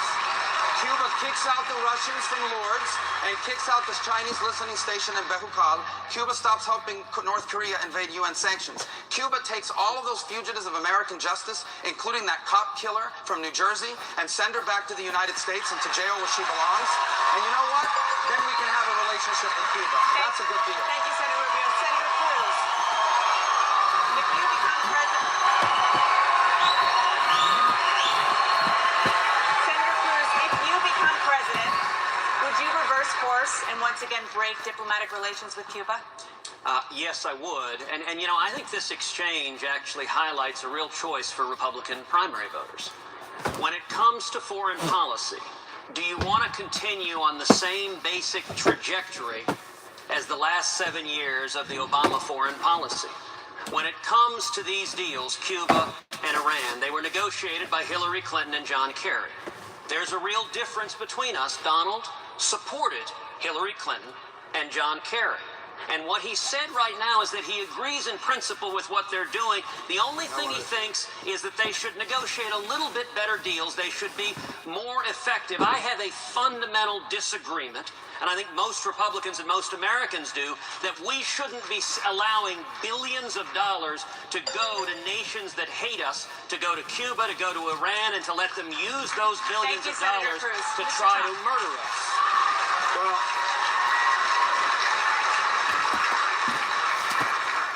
if if Ted was listening, he would have heard me say something very similar. I said we would not do the deal unless it was going to be a very good deal for us. And I think I said it loud, and I think I said it very clear. And I think after 50 years, and I have many friends, I own many properties in Miami, many, and I have many people that know and they feel exactly the way I do. Make a deal, it would be great, but it's got to be a great deal for the United States, not a bad deal for the United States. As far as Iran is concerned, I would have never made that deal. That is one of the worst deals ever made by this country. It is a disaster. So for Ted to say, I agree with that deal, I mean, it's a staple in my speeches that may be the worst single deal I've ever seen negotiated. So don't try and put it on me like it's wonderful, like I love it. Senator Cruz, your response? Well, look, I'll point out, first of all, it is a matter of public record that Donald supported John Kerry in 2004 over George W. Bush, and he supported Hillary Clinton, gave her 2 checks in a presidential campaign in 2008, and indeed, once she was Secretary of State, he described her as one of the greatest Secretary of States in history. And, you know, the point on the Iran deal, his answer to everything is if only someone smarter were in government, things would be better. No, we don't just need smarter people in government. We need leaders that are protecting American interests. And when it comes to Iran, Donald has said he would leave the agreement in place and try to renegotiate it, giving the Ayatollah Khamenei over $100 billion. That reflects you do not understand the radical Islamic terrorist that is the Ayatollah that wants to murder us. We need a commander-in-chief that understands our enemies, understands and doesn't give them billions of dollars to threaten our safety and security. Hay que meterle morenitos, cosas de morenitos, porque no hay países. Tienen más chance de vender tenis. Negotiate at all until you get the prisoners back. If the prisoners don't come back early, 3 years ago, one of the longest negotiations I've ever seen, by the way. If they don't come back early, I was saying, don't negotiate. They come back early.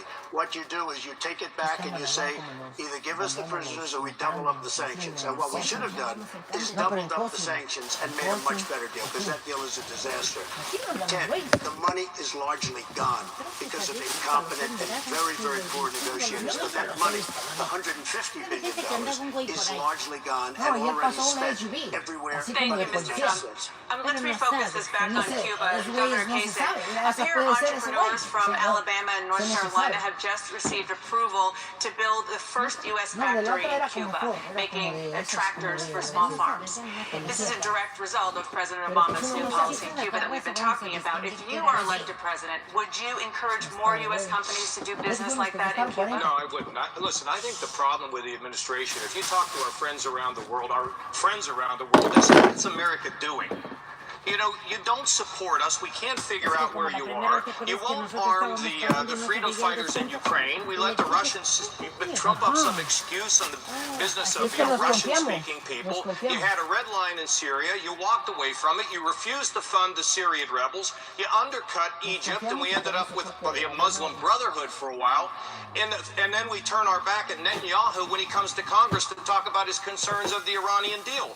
Look, I know in human nature sometimes there's a sense that you make better with your enemies than you do with your friends. And you know what happens when you do that? You make a terrible mistake.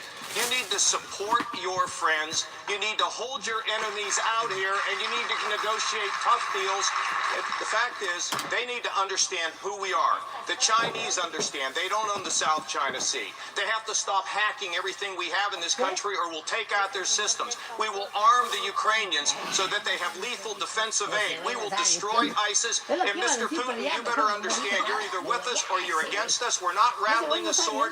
You're not our enemy, but we're not going to put up with this nonsense any longer. And a strong America is what the entire world is begging for. Where has America gone? Is what many of our allies say around the world. I'm president. They're going to know exactly where we are, because we're coming back. Thank you, Governor. While we're discussing issues of importance to Floridians, I reached out to the Republican mayor of Miami, Tomas Regalado, to find out what he wanted to hear from you this evening.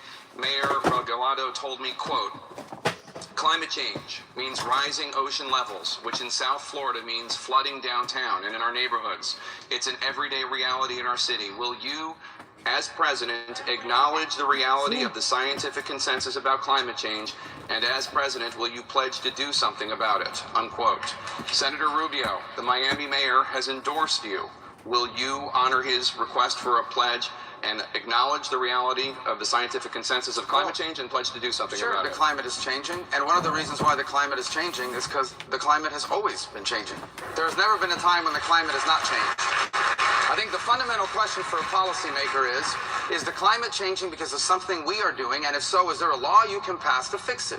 So on the issue of flooding in Miami, it's caused by two things. Number one, South Florida is largely built on land that was once a swamp. And number two, because there is higher sea levels or whatever it may be happening, we do need to deal with that through mitigation, and I've long supported mitigation efforts. But as far as a law that we can pass in Washington to change the weather, there's no such thing. On the contrary, there is laws they want us to pass. There are laws they want us to pass that would be devastating for our economy. Or these programs like what the president's put in with the Clean Power Act or all these sorts of things that he's forcing down our throat on the war on coal. Let me tell you who's going to pay the price of that. Americans are going to pay the price of that. The cost of doing that is going to be rammed down the throat of the American consumer, the single parent, the working family who are going to see increases in the cost of living. The businesses are going to leave America because it's more expensive to do business here than anywhere else. And you know what passing those laws would have, what impact they would have on the environment? Zero. Because China is still going to be polluting and India is still going to be polluting at historic levels. So I am in favor of a clean environment. My children live in South Florida. My family's being raised here. I want this to be a safe and clean place, but these laws some people are asking us to pass will do nothing for the environment, and they will hurt and devastate our economy. So just to clarify, Senator Rubio,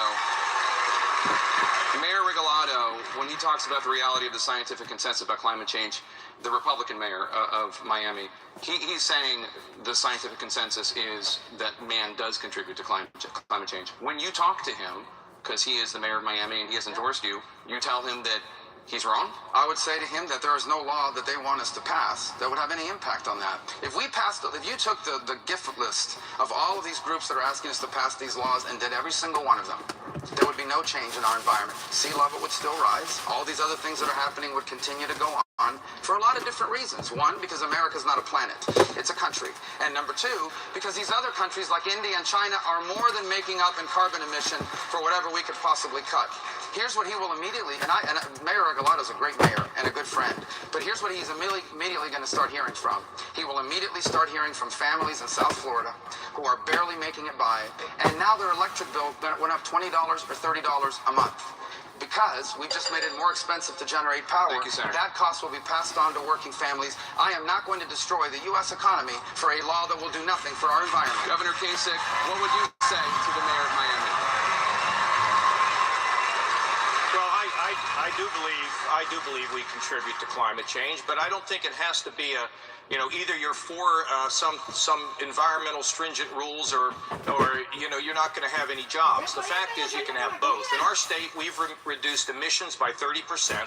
But let me tell you also what we're trying to do. We want all the sources of energy. We want to dig coal, but we want to clean it when we burn it. We believe in natural gas. We believe in nuclear power. And you know what else I believe in? I happen to believe in solar energy, wind energy, efficiency. Renewables matter. Now, it doesn't mean because you pursue a policy of being sensitive to the environment, because we don't know how much humans actually contribute, but it is important we develop renewables. A battery technology can unleash an entirely different world. So the fact is that you can have a strong environmental policy at the same time that you have strong economic growth. They are not inconsistent with one another. Thank you, Governor. Senator Cruz, I want to talk a little bit right now about how the gentleman. Texas is feeling unwell.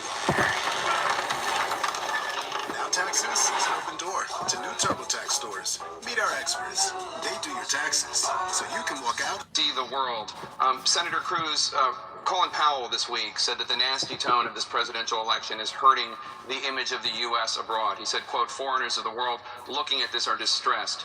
Does it matter to you what the rest of the world thinks of the United States?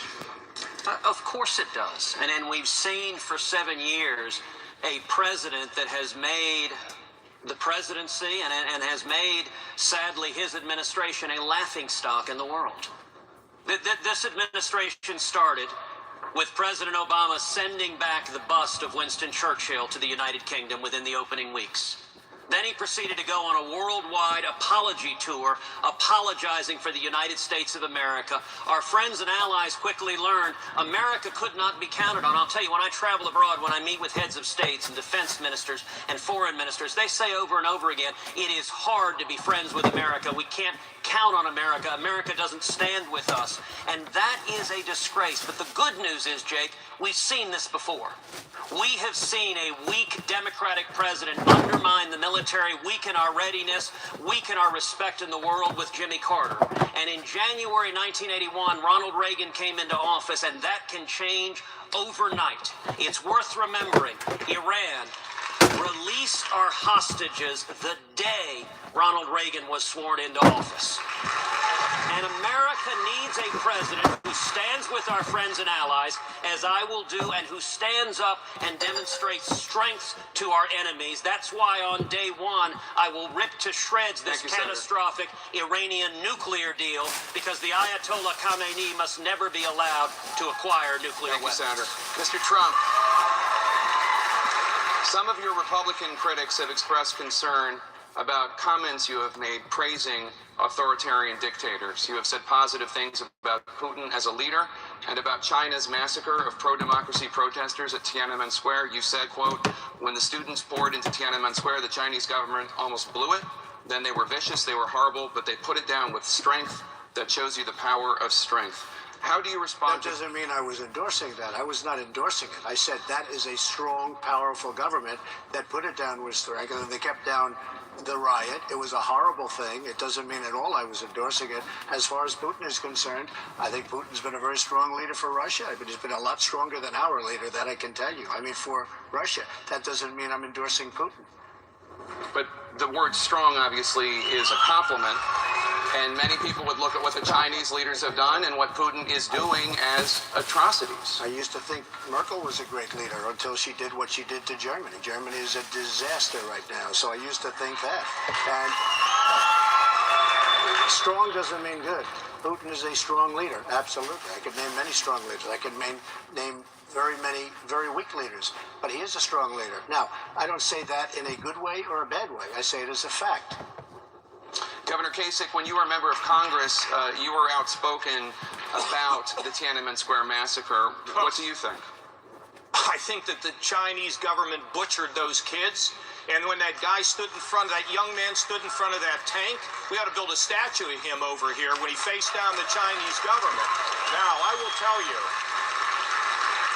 I don't believe that we need to make China an enemy. They're a competitor. But I want to go back to three things they should do.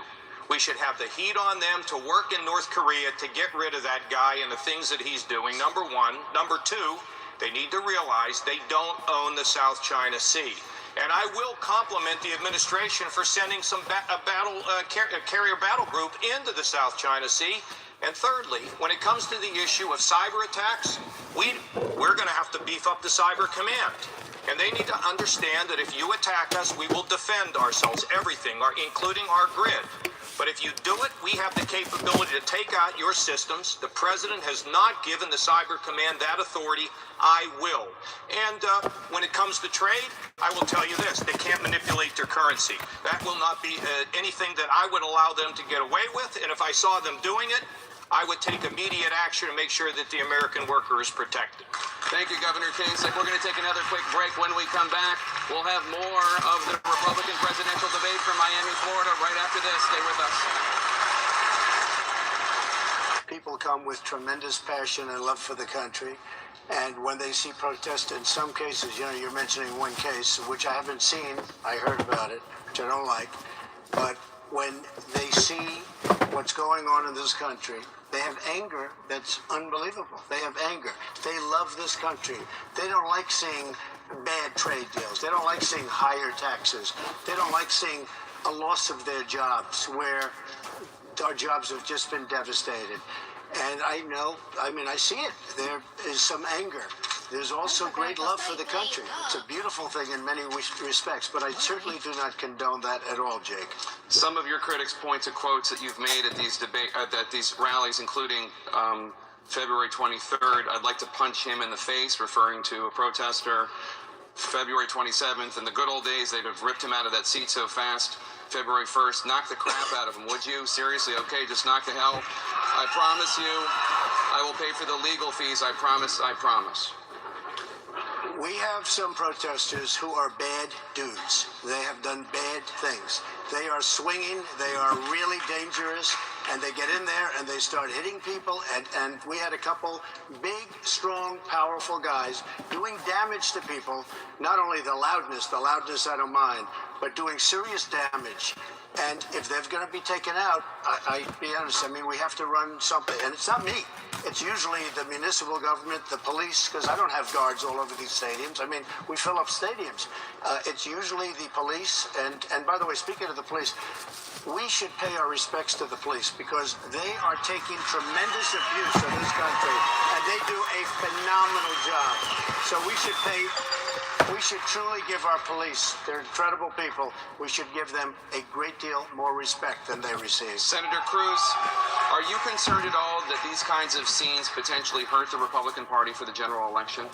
Listen, I think for every one of us, we need to show respect to the people. We need to remember who it is we're working for.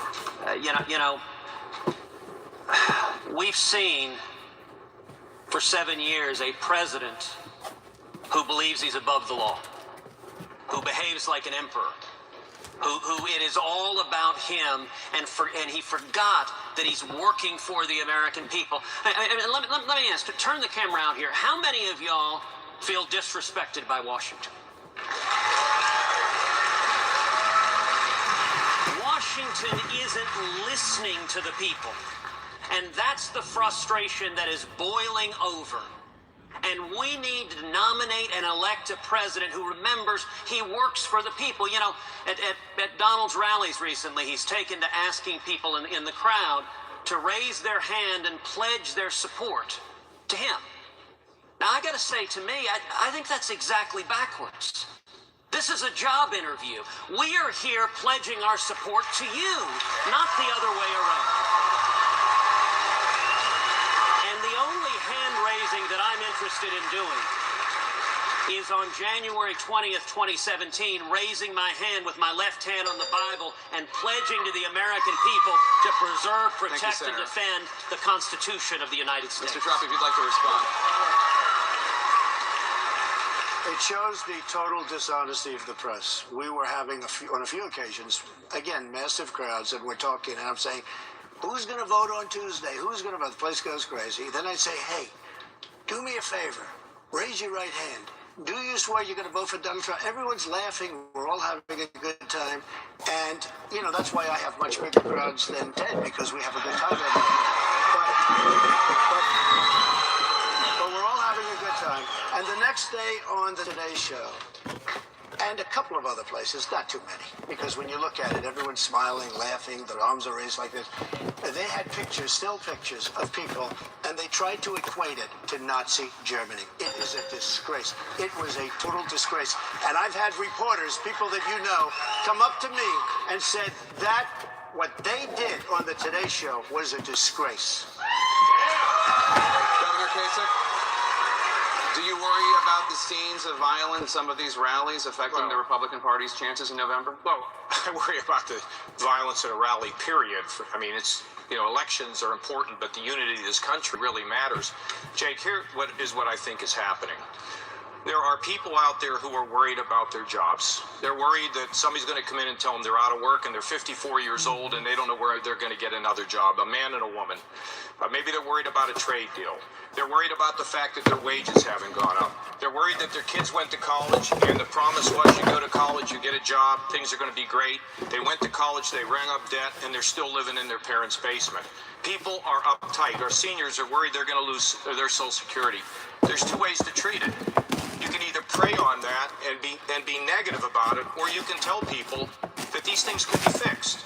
If we're Americans rather than Republicans and Democrats, we get together, we can solve all of these problems. We can provide financial security, we can drive the wages up, we can get kids jobs with a more robust economy, And you know what? They want to help solve these problems right where they live, and I'll give them the power to do it. Senator Rubio, I know you want to say something. I do. A couple points. The first is I'm concerned about violence in general in this society. And by the way, the first people that are facing that violence are our law enforcement officers.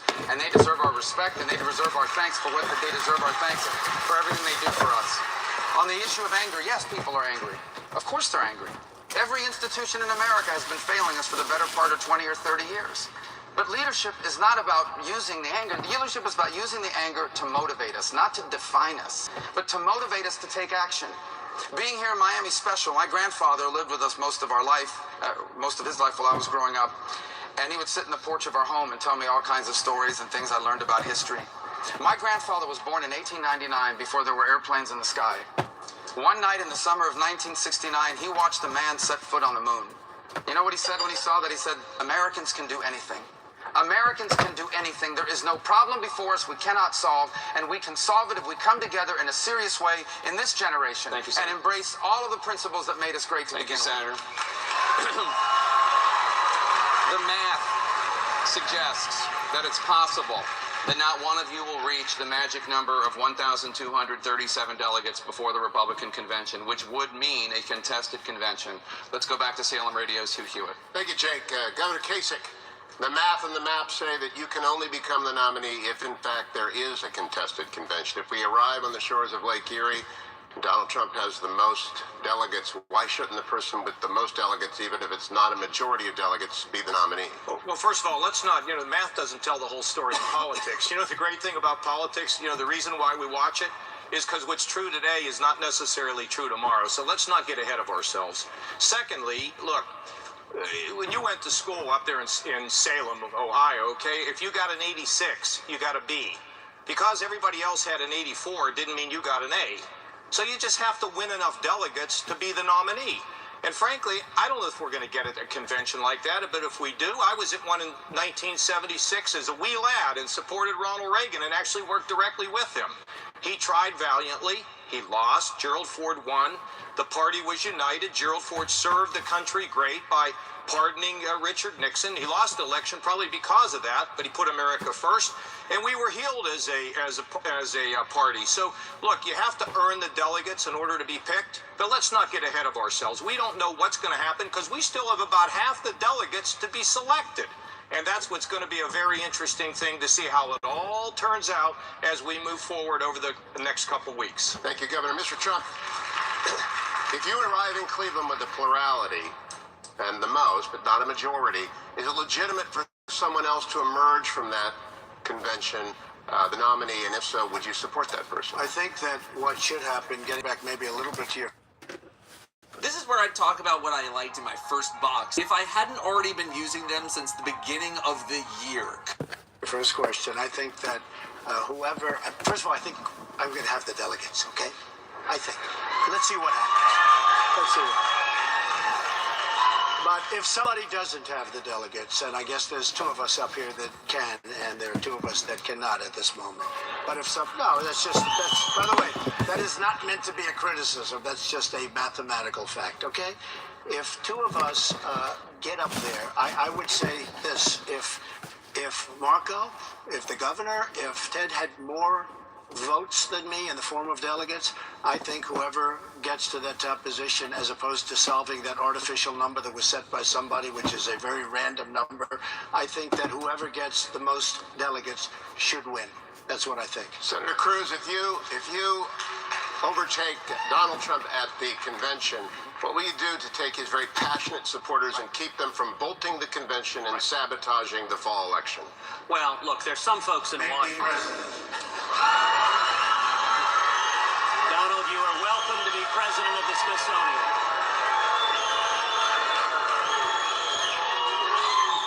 There's some in Washington who are having fevered dreams of a brokered convention. They're unhappy with how the people are voting, and they want to parachute in their favored Washington candidate to be the nominee. I think that would be an absolute disaster, and we need to respect the will of the voters. It's one of the reasons why in the course of this election, listen, everyone up here has worked very, very hard, but Donald is right. There are only two of us that have a path to winning the nomination, Donald and myself. At this point, I have roughly 360 delegates. He has about 100 more than I have. We have at this point beaten Donald in 8 separate states all over the country, geographically, from Maine to Alaska, from Kansas to Texas, all over this country. We have beaten him. And so, for the people at home, if you're one of the 65–70% of Republicans who recognizes that if we nominate Donald Trump, Hillary wins. That's why the media wants him to be the nominee so much. If you recognize that, then I want to invite you, if you've supported other candidates, come and join us. We are seeing candidates coming together and uniting. It's why Carly Fiorina endorsed me yesterday. It's why Mike Lee endorsed me today. I ask everyone to come together, let's stand together, and let's beat Hillary Clinton. All right, thank you, Mr. Trump, then to Senator Rubio. You know, I listen and I watch Ted on television, and when he speaks, and he's always saying, I'm the only one that beat Donald in 6 contests, and I beat him. But I beat him in 13 contests. He never mentions that. And let me just tell you another little fact, little minor fact. I have about 1,600,000 votes during this primary season, more votes than Ted. The other thing is, I beat Hillary, and I will give you the list. I beat Hillary in many of the polls that have been taken, and each week I get better and better, and believe me, I haven't even started on her yet. Senator Rubio. Let me tell you what this election is about for me. And I get all the delegate math and all that debate. Let me tell you what it's about for me. On Tuesday night, I didn't do as well, obviously, as I wanted to, and I was a little bit disappointed when I got home. And my wife told me a story that night, which is the reason why I can get up the next day and keep fighting. There's a gentleman here in South Florida who just got out of surgery, and his doctors told him he needs to be home resting. But every afternoon, he takes his little aluminum chair and he sits outside of an early polling center and holds a sign that says Marco Rubio. Because for him, I symbolize all the sacrifices that his generation made so their children could have a better life than themselves. That gentleman has not given up on me, and I am not going to give up on him. I am going to work tirelessly every single day because this election is too important. What's at stake is the future of this country. And I believe that at the end of this process, this nation will make the right choice. Because I've always believed that God has blessed America, that God's hand is upon this country, and that its greatest days are yet to come. Thank you, Senator. Let's go back to Stephen Dinan of the Washington Times. Stephen. Mr. Trump, one of your biggest selling points is that you are largely self-funding your campaign. Yes. And you argue your opponents are controlled by their special interest donors. Will you maintain your pledge not to take outside contributions throughout the general election?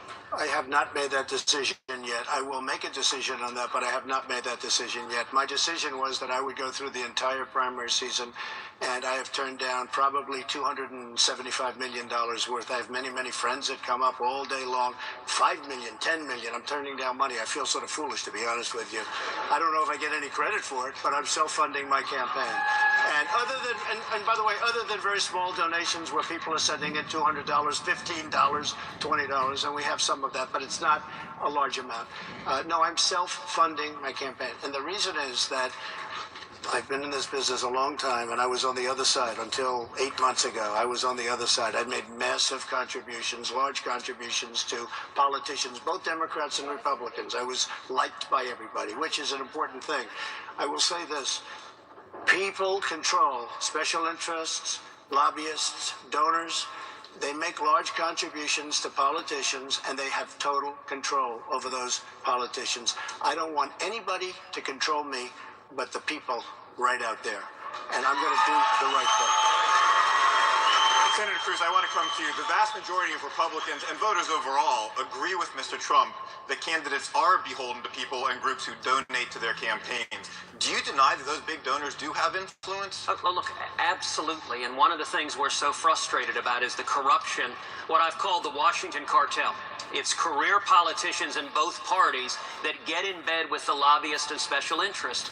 And listen, Donald told you for 40 years he's been sitting at that table using his money to buy influence, supporting liberal Democrats like Hillary Clinton and John Kerry, but also supporting the Republican establishment and funding their effort to crush the Tea Party.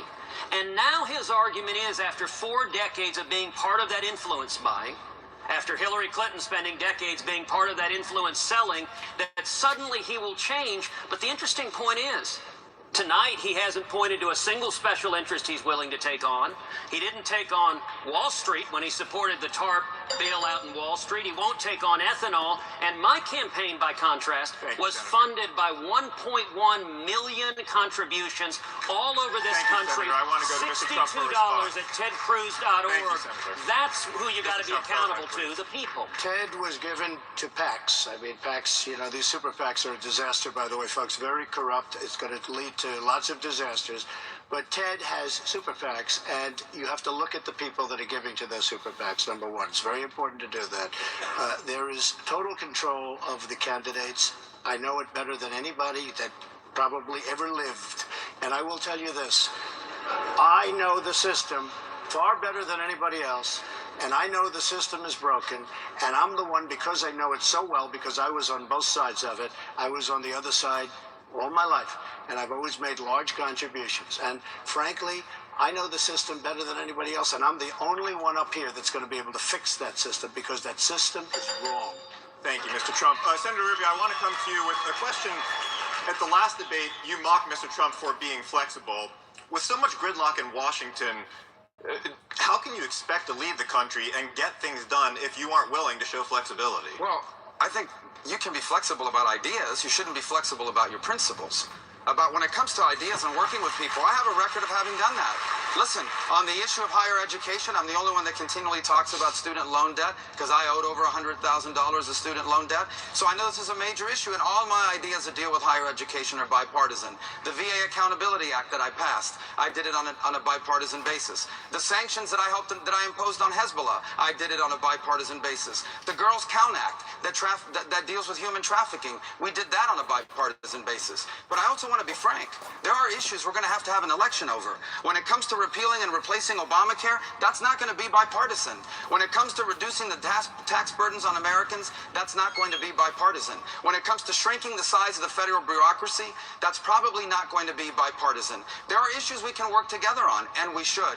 But there are fundamental issues about the proper role of government, and on those issues, I will fight anyone who wants to expand government, raise taxes, or weaken our military. Mr. Trump, I want to give you a chance to respond, but specifically, you talked about flexibility, and one of the examples you gave was the height of the border fence. What are some of the other issues on which you're willing to show flexibility? It depends on what comes up. You never know. It depends on what comes up. Look, we had a great president, Ronald Reagan. We had Tip O'Neill, speaker. And what do? We take these two men that are very, very different men. They got along. They had relationships, and they got things done, and very beautifully. Nobody's complaining about the deals that Ronald Reagan made, and he made it with Tip O'Neill. We need to have people get together and work good deals out from our standpoint. And I'll tell you this. It can be done. We don't want to continue to watch people signing executive orders, because that was not what the Constitution and the brilliant designers of this incredible document had in mind. We need people that can make deals and can work, because right now in Washington there's total, absolute gridlock. Thank you, sir. I want to go to Governor Kasich on this issue of flexibility, sir. Well, look, my record speaks for itself. What I talk about tonight is not theory. These are things that I've done. I was there when we reformed the Pentagon on a bipartisan basis to give control to the commanders in the field and force the services to work together. I was the chief architect, along with Senator Domenici, of the last time we balanced the budget and the first time since we walked on the moon. I was there when I worked on the welfare reform in Washington, and we got it done, and we eliminated the entitlement on welfare. I then went to Ohio and took Ohio from a basket case, working on a bipartisan basis to reform many things, including the Cleveland public schools, working with the Democratic mayor.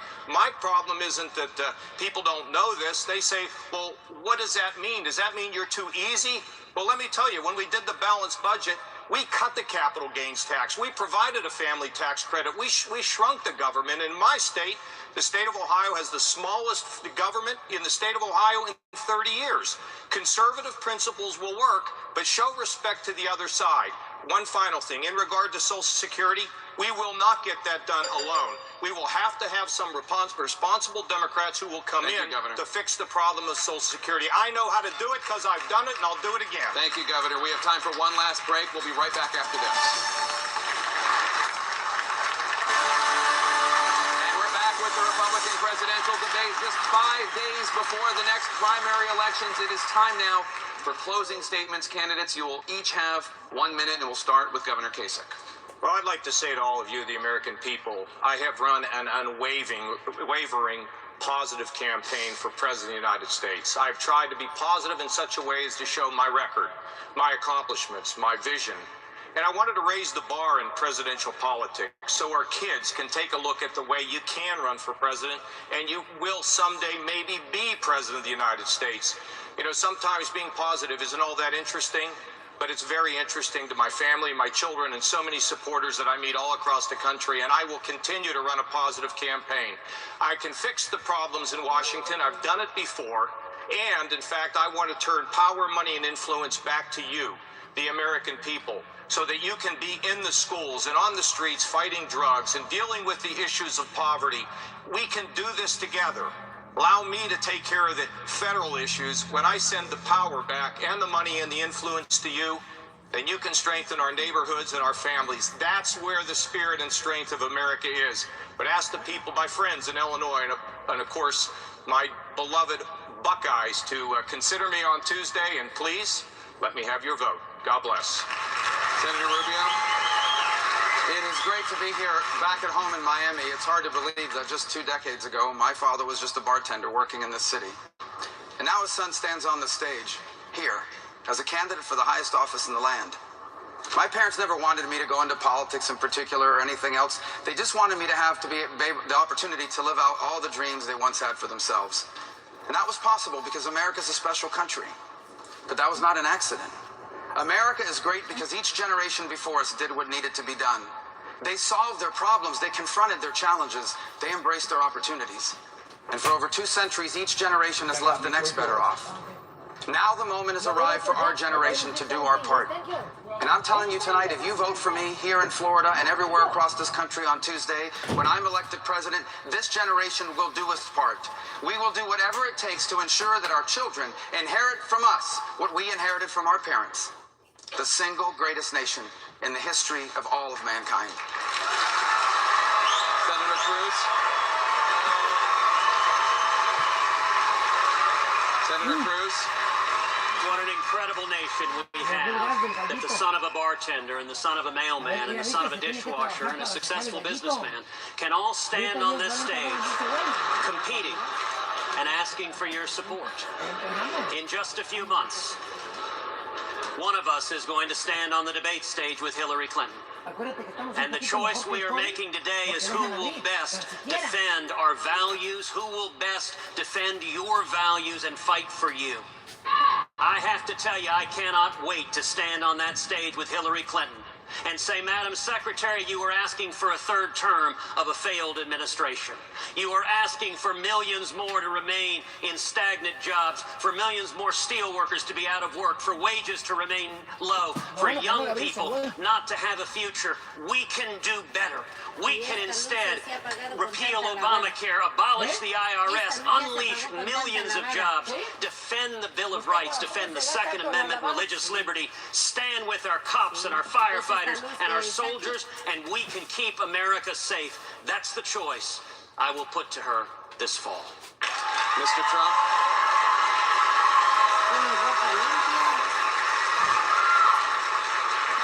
Thank you very much. The Republican Party has a great chance to embrace millions of people that it's never known before. They're coming by the millions. We should seize that opportunity. These are great people. These are fantastic people. These are people that love our country. These are people that want to see America be great again. These are people that will win us the election and win it easily.